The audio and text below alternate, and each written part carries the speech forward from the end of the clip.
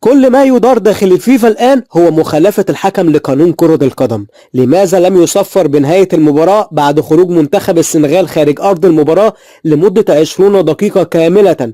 هنا كان من المفترض أن يصفر حكم المباراة بنهاية المباراة باعتبار منتخب المغرب فائزا في المباراة، لكنه لم يفعل ذلك خوفا من تهديدات جماهير السنغال. التحقيق ما زال مستمرا داخل الفيفا. رئيس الفيفا قال: كان لابد أن يطبق قانون كرة القدم في هذه الحالة.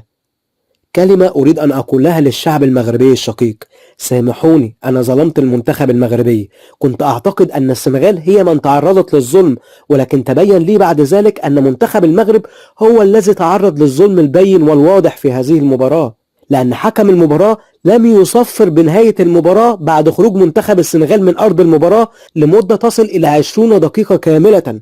هنا قانون كرة القدم ينص على حكم المباراة أن يصفر بنهاية المباراة واعتبار الفريق المتواجد في أرض المباراة هو الفائز بالمباراة، لكن الحكم لم يفعل ذلك. فأرجو من أشقائي المغاربة أن يسامحوني، لم أكن أعلم ذلك في هذا الوقت. وفي النهاية، إذا كنتم ترون بأن المنتخب المغربي ظلم في هذه المباراة تحديدا، ضعوا لايك لهذا المقطع وصلوا على رسولكم أشرف الخلق في التعليقات.